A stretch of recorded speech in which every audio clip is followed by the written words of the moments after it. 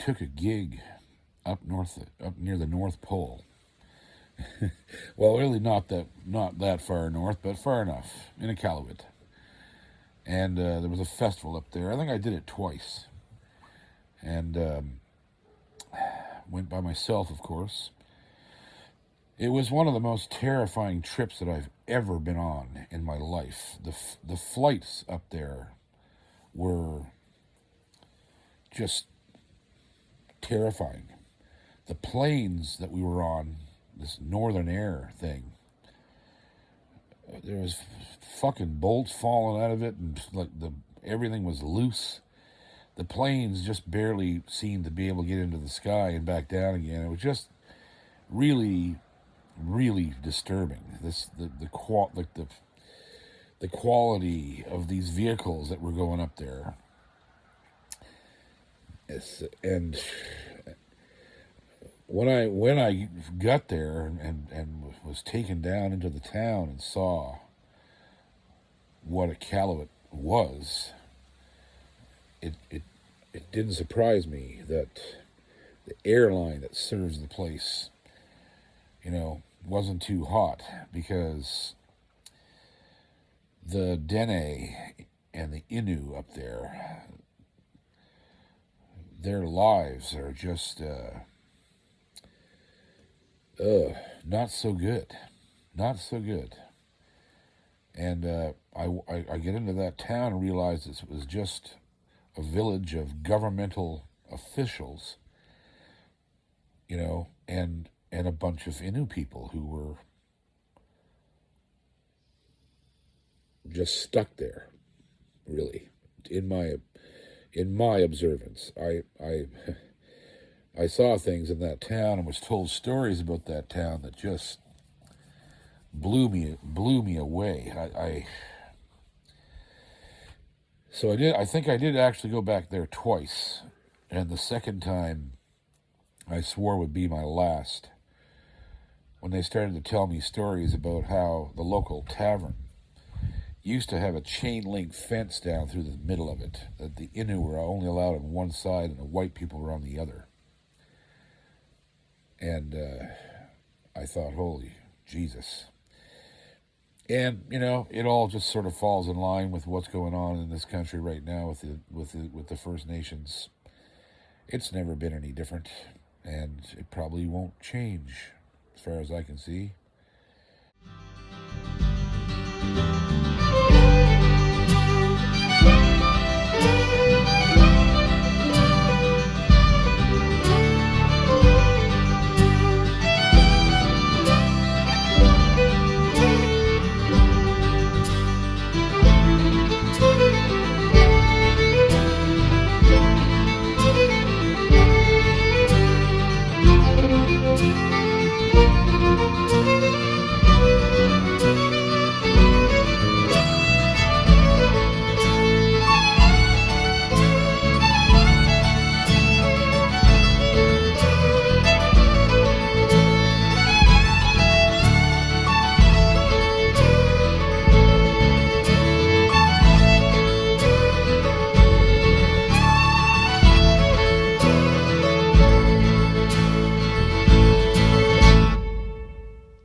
Iqaluit was where I met and came into contact with, or I guess started the process of having my last manager. And as you always do, you think, well, this could be a good idea, whatever. And I met this a cappella group that was just absolutely incredible, called A440, spelled EH, Canada, right? They had just been on the television show called Dragon's Den, and they got, I don't know how much money from one of the dragons, actually, threw in a shit ton of cash to promote them, and because they were just brilliant. I think they're still out touring, at least I hope they are. And I had a long talk with them. They were super nice people. We were doing shows together at this festival, and they mentioned to me that their manager, whose name was Mark Watson, was instrumental in getting them, no pun intended, getting them on the show and doing all this stuff. And I was like, wow, that's really cool. That's a very, I mean, who would ever think to do that? And they said, well, you should call him. If you don't have management, he'd probably take you on. And so I was thinking, well, this is interesting. This is a manager that's actually really thinking on the cutting edge of things. If he's getting his axe in the dragon's den, like, I mean, holy shit. And for all my American friends, it's the Dragon's Den is a show here in Canada that's like the Shark Tank.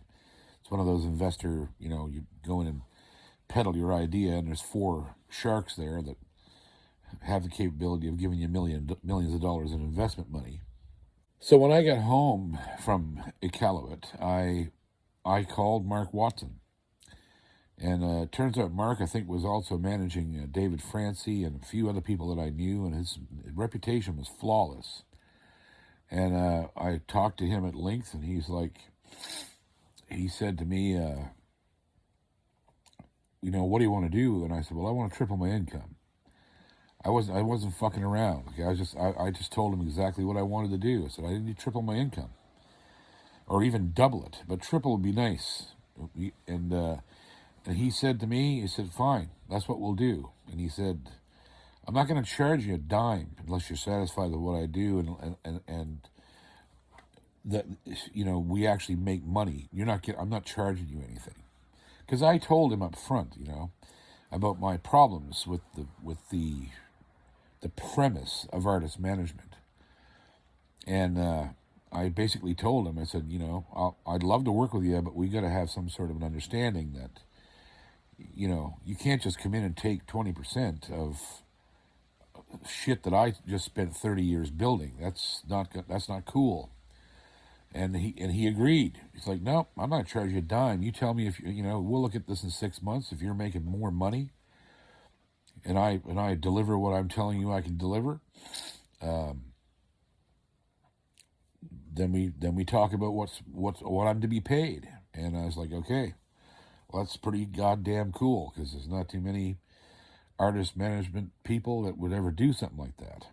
So a few days went by, and he called me back, and he said, I've been thinking a lot about what we talked about. He said, I think you should go with a buddy of mine. He said, I'm a little bit overloaded because, A440 is busy, Francie's busy. I don't want to take you on and not be able to give you 100% of my time, right? He said, I got a buddy of mine named Sean Russell who works exactly the same as I do. He's cutting edge. He knows what he's doing. He's a young guy. He's a fan of yours, and I think that's who you should go with. And so I agreed. And so I ended up calling Sean, and this guy indeed was a young, fiery, go-getter guy, right? And we met in Toronto. We had a lovely meeting. He was full of the devil. He was quick to laugh. It really looked promising. But to make a long story short, it came right down to the same thing. After a few months of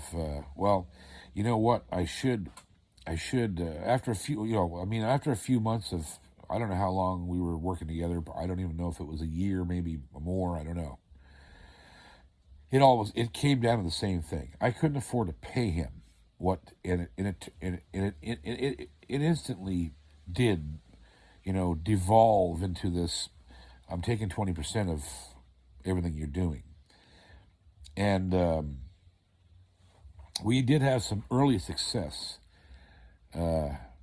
with a song, and I'm going to get into that later in the video. But I ended up firing him, and of course, it ended up in a legal battle in court. Or we didn't get to court. I settled with him after months of back and forth with lawyers and judges and advocates and everything else, and that was fine. It is what it is. It ended the way it should have ended, and I paid him out what he felt I owed him, and he, I never heard from him again. Of course, I never expected to, but still have a great deal of respect for the man. And as I have anybody who's ever worked with me, because I know how hard that would be. And, but it was just a set of unfortunate circumstances. He was the last guy in the line, and there'll never be another one. It just won't be. And he was the last guy in the line, and it just seemed to end the same way as every other time. And that was unfortunate because he really was a nice man and had a lovely wife. And, he was a nice man. He was not a mean guy. But, he had to do what he had to do, and so did I. The thing that actually launched him and I came from this first solo tour that I did, that I described in last week's episode.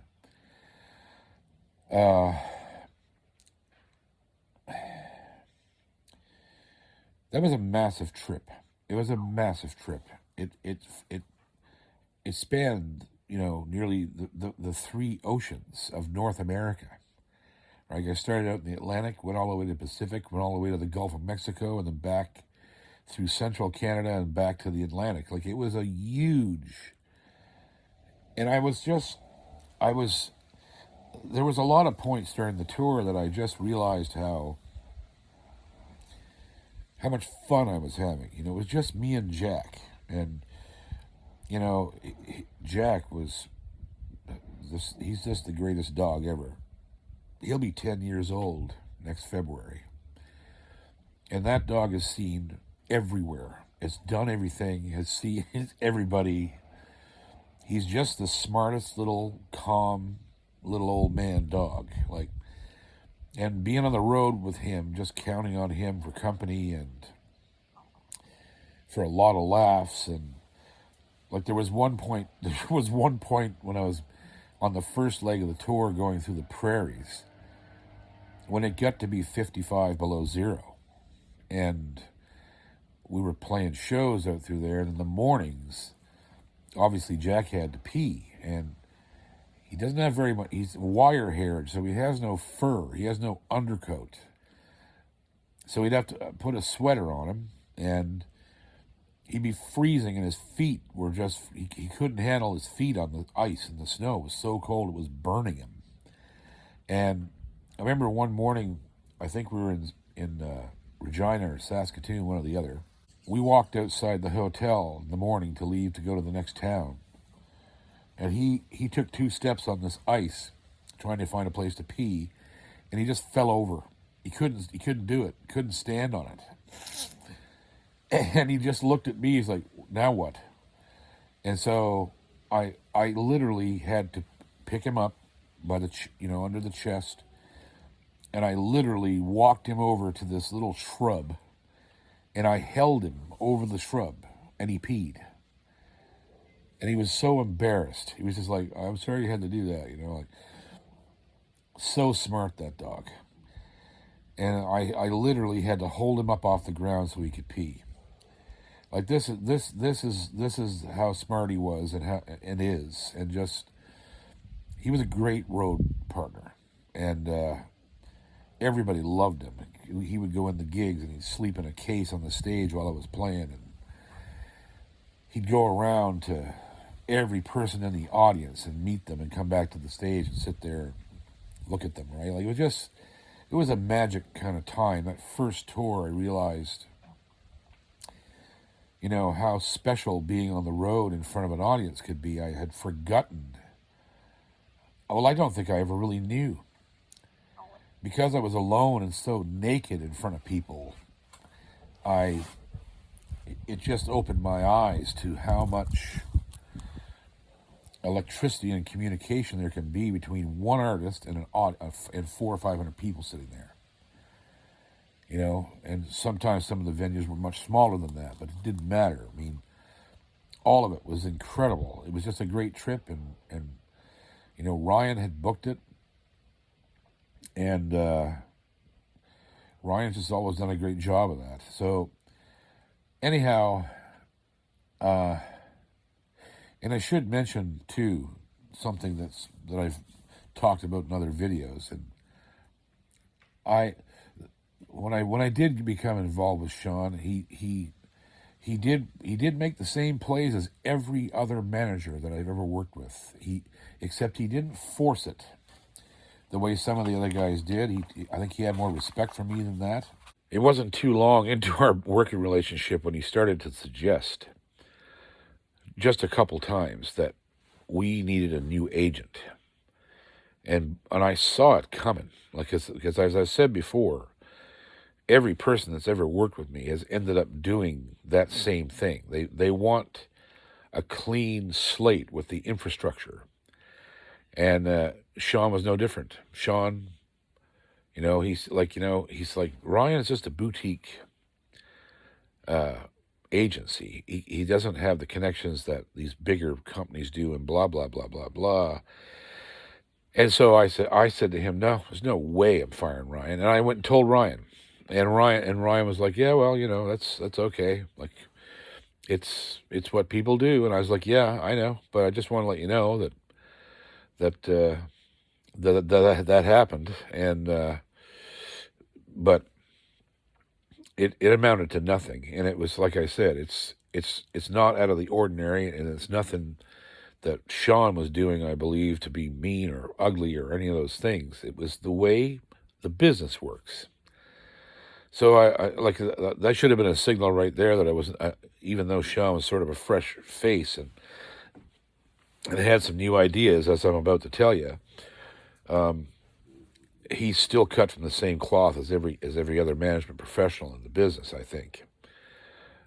So anyhow, on this huge tour, for some reason, I don't know why this was happening at this time, but I listened to the radio a lot, and I listened to CBC, I listened to Fox and CNN and HNN and all kinds of news shows, because I don't subscribe to any particular side of the political line, and I like to listen to every viewpoint, no matter how ridiculous they might be, off to the left or the right or whatever. I just listen to everything. And one of the things I kept hearing all the way across Canada, for some reason, all of a sudden, was that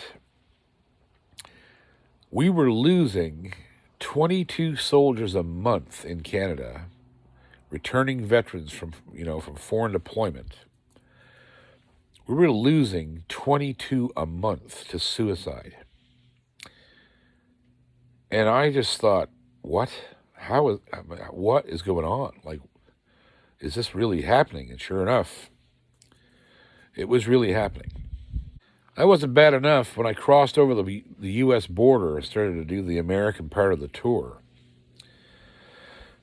again, for some reason down there was they were talking about it down there, but guess what? The Americans lose 22 per day. 22 soldiers per day in the United States commit suicide. And that's just shocking. Like, that's ridiculous. That's 600, 700 people a month. And I couldn't see how that could even be sustained. But apparently it's absolutely true. And it kept coming up in the news, like every week or every few days. It would come back. And I was driving around North America, and just all I could think of was what I'd seen in Afghanistan. And what I'd seen, from some of the people that I knew in the forces, in their lives, how horrible their lives had become. And I'll tell you something. Every song that I've ever written that was any good was written at the very bottom of my emotional barrel, when I was completely drained, had no defenses left, and just the lyrics and melodies of these songs that have become so popular, were just like primal screams, right? They were just, And I mean every song. Like people look at songs like Kelly's Mountain or the Molly May or Another Morning, these things. These songs were written because I was at the bottom of some part of that emotional barrel. And I needed to, like a song like Kelly's Mountain, I needed to prove to myself that I could write an epic song. Because I was feeling bad about my abilities or whatever. And I would always create things based, out of that sadness or doubt or heartbreak or loss, or those are the best songs I've ever written. So when I got back off this tour, I literally pulled the truck up in the driveway of the house there in Westville. I let Jack out. I grabbed my suitcase. I walked in the house. And I had picked up a new guitar in Kitchener, Ontario from Roger Schmidt at Brickhouse Guitars. I got this beautiful Stonebridge guitar. And the day that I picked it up at the store, I played this weird lick on it that I'd never played before, and that thing stuck in my head. And when I literally sat down at the kitchen table, pulled the guitar out. I hadn't even been home 5 minutes. I was just sitting there, sort of in shock that I was home finally, and I was at a level of physical, mental, and emotional exhaustion that I've never been at. And it was mostly positive. Obviously the traveling was really tough, but looking back, at how well I did financially, the connections I made with people, the audiences that I had never made before, it was like I don't know. It was like I started a whole new career. But that process was incredibly draining. And so there I was sitting at the kitchen table with this new guitar in my lap. I played that lick that had just fallen out of me in the guitar shop. And when I did, I just started singing the lyrics to this song. And they came out so fast that I had no time to write them down. So I just hit the voice recorder on my phone, and I started singing this song. And the song was called Hometown Battlefield. And it was the story of how we're losing these soldiers, not just here, but in the States and every country that has a military, that deploys these young men and women out into war zones. And the song just was written instantly,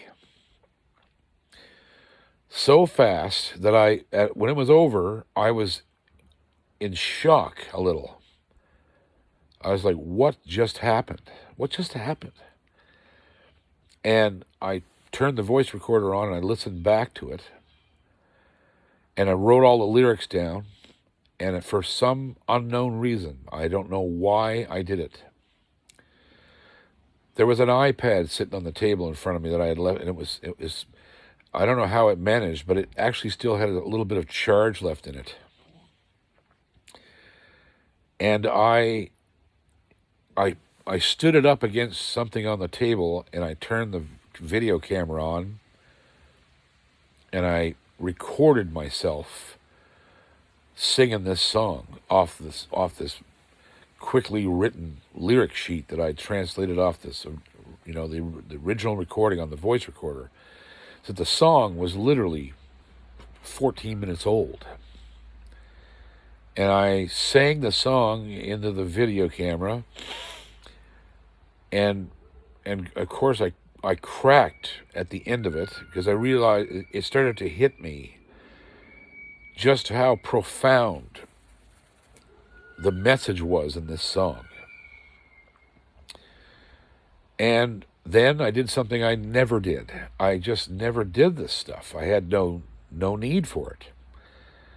I put the video up immediately on Facebook. I don't know why I did that. I never used Facebook that way before that. I wasn't really paying attention to YouTube. But the thing about it was, Sean was a visionary about those things all these years ago, 8, 9, 10 years ago. He was already, telling me you've got to branch out into online things, and I just didn't want to. I thought it was bullshit. It's ironic now. And so I put the video up. It went up. I had good high speed there in Westville at the time. So I don't really think much more about this, right? I put it up on Facebook. I go to bed. This is on a Sunday night. The next morning, I get up, and my phone's dinging like crazy. I go on Facebook, and I see that this video has 46,000 people on it. And I went, what is going on here? And it had been shared hundreds of times. So that was Monday. By Wednesday, there was 250,000 people on the post. And it had been shared 1,000 times. And by Friday, Sean called me and said, holy shit, this video is viral. You have to get this recorded immediately. We're going to do a lyric video for YouTube. And so I literally ran to Dave's place and we cut the song. Sent the song up to Toronto. Sean sent it out to a video designer and did a lyric video and mounted it up on YouTube. And by the time the end of Friday came, there was 700,000 people on Facebook on this video. And it had been shared 4,000 or 5,000 times. And then it went on YouTube, and it got 1 million hits in the first month or something. It was absolutely ridiculous how it just exploded. And it got so many hits that I started to get payments from Google. I had just monetized my channel back then. I only had about 1,100 subscribers, but that was enough to let them. They actually contacted me and said, you're eligible for monetization. So I did all that. I set it all up. So in the first month, I made $12,000 from the advertising on this one video. And my subscriptions went from 1,100 to 4,100 in 30 days. And it just freaked me right out. And it started to get a lot of attention from everybody. Veterans associations, and even the Canadian government reached out to me. The military reached out to me. I was coined. I was given a coin by a general. I was given a coin for my trip to Afghanistan. It was just unbelievable. And the one thing I kept hearing from all of these soldiers and their families was, I can't believe nobody's ever written this song yet. Why are you the first person to ever speak this truth? And that really bothered me. I was like, I don't understand. Are you trying to tell me that, no one has ever advocated this situation? And most people were telling me, no, we don't, they sweep this all under the rug. We can't get any help. My husband killed himself. My brother killed himself. My this, my that. I just kept hearing all these horror stories. I was even contacted by a soldier in the Ukraine, reached out to me and told me, I was thinking about killing myself, but when I heard this song, I didn't do it. Because I finally saw that some person outside the military understands what's going on. And they said, we're just never allowed that. Nobody ever does. The governments won't acknowledge us and what we go through. And it's impossible to cope with because the world doesn't get it. We go back into the world and nobody understands why we're hurting. And it was profound, man. It was just, if I had to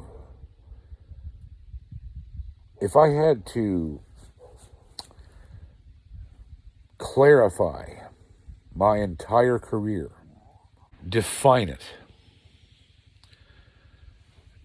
explain to someone who's never heard of me why it was important that I did anything at all, that one song is the only thing I would hang my hat on. It's the only hook I would hang my hat on. Because I was allowed contact with so many, just thousands and thousands of people who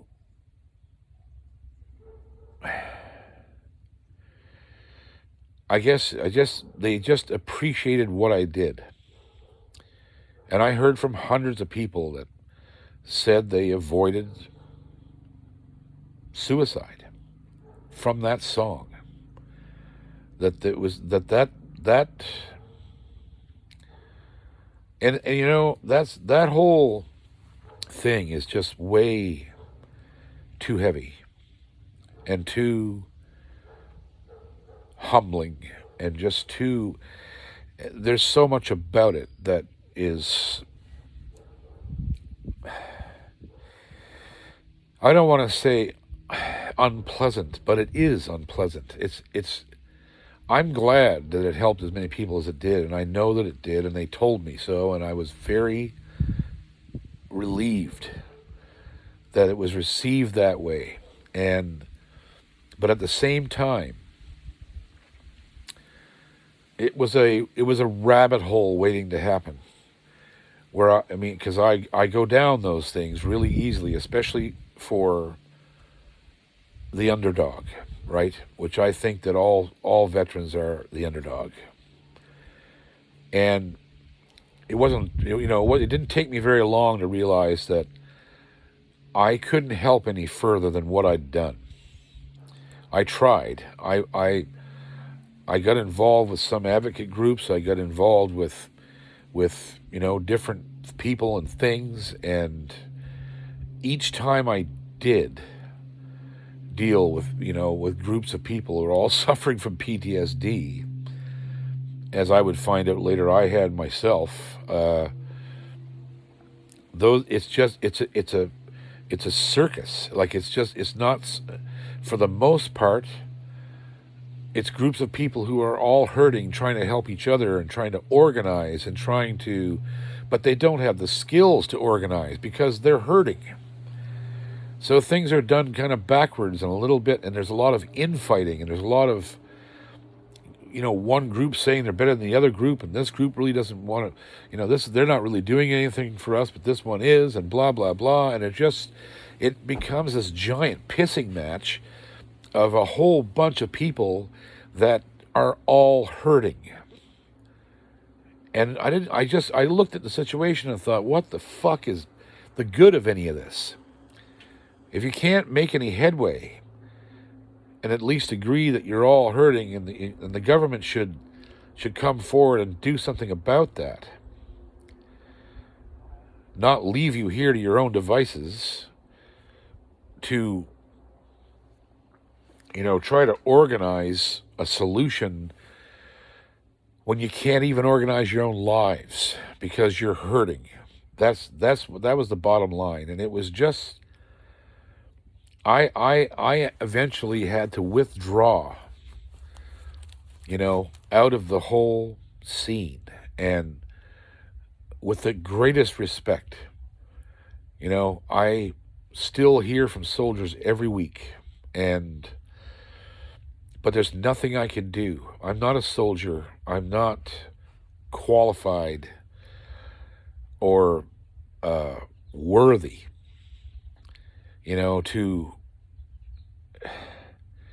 to become embroiled in that. I did what I did, and I'm glad that it helped people, and it's continuing to help people. But the government is they're the ones that are going to have to sort this out. As I've said earlier in this series, they have to stop sending us to war. And if they're going to send us to war, they have to be able to take care of us when they come home. When we come home, you can't just let these people fend for themselves. They've gone through something that's absolutely fucking horrendous. It was a nightmare what they went through. And for you to just go, well, can't help you, we don't have the money, we don't have the resources, blah, blah, blah. Well, you had the fucking money to send them over there, didn't you? Right? You spent $300 million a day fighting a war for 20 years in Afghanistan, and what good did it do? And now you're going to say you got no money to take care of these people that went over there and got maimed in their bodies and their minds and their hearts. Like, it's just, you can see right now I'm going down the fucking rabbit hole right now, talking to you about it and getting angry. So that's why I had to distance myself from the internal and external process that this song created and still continues to create. And but like I said, I wouldn't trade anything for it. It did some good. It did some good, and it still does good. It's helped people, and I hope it always helps people. But we really have to start looking at the folks that are in charge to do something about how hard it is to be, a vet in the States or Canada, either one, any country that's actually seen action. It's just something has to be done. Whether it will be or not is unknown and not up to me, So I just wish them, all of them, peace and healing. Somehow, it has to happen. So here's the irony of all of this. When that song went viral and exploded everywhere online, Sean came to me and said, okay, the future of music is all going to be online. You have to start creating as massive an online presence as you possibly can. And I was like, okay, wait a second. So what about touring? Obviously we can make some money, but I can't survive on $10,000, $12,000 a year. Like, what are you talking about? And he was visionary at that point. But at that time, it didn't work for me. I was not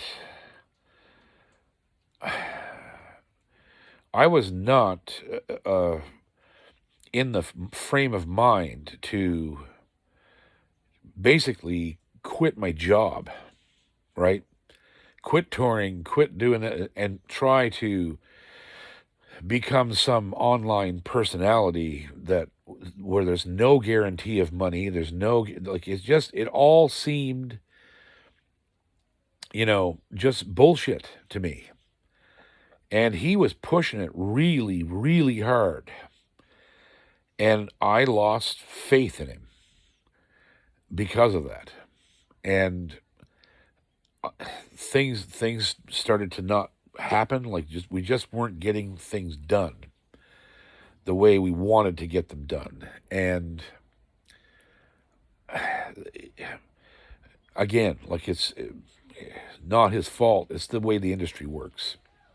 He did see me through a Juno nomination because the album I put an album out that year, that later that year, called The Chance, which was had Hometown Battlefield on it, and that album did fantastic. It got nominated for a Juno for, I think it was Folk Roots Recording of the Year or something like that. He went up there by himself to see if I won, and but it wasn't enough. His vision of what I should be doing was not mine, and so we parted ways, and it was a rough parting, and that's that. But the irony is, you flash forward 10 years or 8 years or whatever it was. 8 years, right? And here I am on YouTube. Doing YouTube basically full time.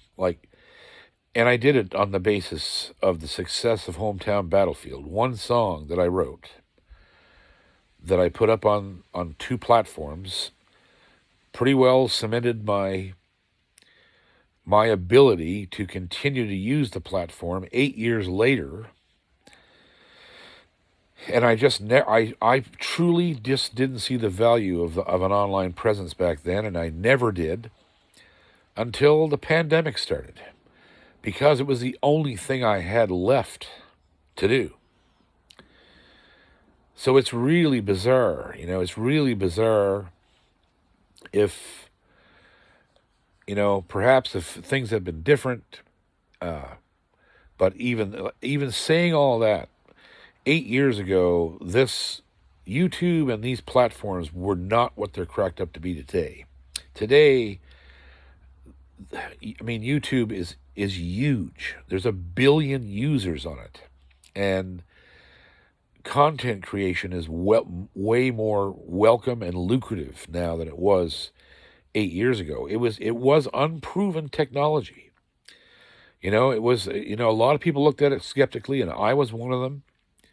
Sean was not. Sean didn't look skeptically at any of it, and but that's just the way it is. I was set in my ways. I'd already been on the road for 30 years. I knew how much money was to be made touring and recording and doing the traditional career that musicians do, right? And so I often think back. I often think about the conversations I had with Sean in those times, where I was just railing against his ideas. And sure enough, 8 years later, here I am, forced to do what he thought I should have done 8 years ago. So the irony of that is not lost on me, and it's, it is what it is. There's nothing stranger than life. There's nothing stranger than life. It's hard to look at any of it and see, even in hindsight, why things happen the way they do. How much of what happens to us is sort of always secretly in the works somehow. You know what I mean? Like, I know that's sort of a weird concept. Might give rise to, the thoughts that we have no free will and that everything's planned. But God damn it. When things like that, when you look at the way things turn out sometimes, it's hard to look back and go, well, this all was an accident. It doesn't seem like an accident. It seems like it was heading this way the whole time. And certain people in your timeline, right, seem to know where things are going. And that is a really freaky thing, you know? And it's happened to me many, many times. I've looked back at situations in my life and thought, well, that thing that happened was fucking horrible, but look how right it turned out here, right? If I hadn't gone through that thing and done those things and met those people and all of this shit that goes on at the time you think is the end of the world, it's the old thing, right? One door closes and somebody opens a window, right? It's true. There's a strange synchronicity in your life, in everybody's life, with these major happenings that it almost just seems improbable that they happen. Think about that. Like just this one example. I turned down trying to become a YouTube star 8 years ago. And then now we're in the middle of a pandemic and it's no other choice but to live my life and my career out online. Even though I'm back touring, very, limited touring, I live my life on here with you. This is what I'm doing. And it works, and it's fun, and it's it's it's been a great pleasure to get to know these thousands of people that I've found on here that watch me and support me, and it's just surreal. It's one of the many things in my story that just seems completely improbable. But it is what it is. And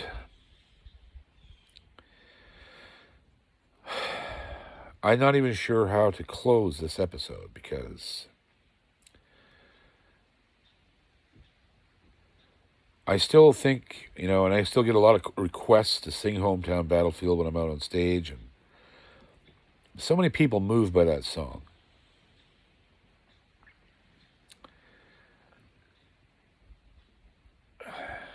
You got home from the forces as the spring began its turn. 12 long months away. He folded up his uniform with the medals tucked inside. Started living for today. But the present couldn't find him, nor could his wife and kids. He was there, but he was gone. And soon his only comfort was a bottle and his gun. Something right that turned so wrong.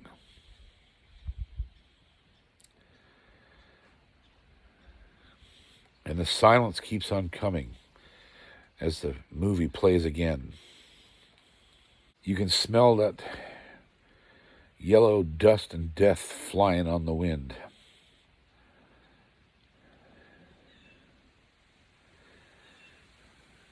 And they say the war is over, but the headlines do reveal that another soldier died today on the hometown battlefield. He's a good Jack, good boy. Aren't you a good boy? Yes, I am, Dad. I'm a pretty good boy. I just talked to Jubal. This is getting bad. Chloe just trying to attack Elton.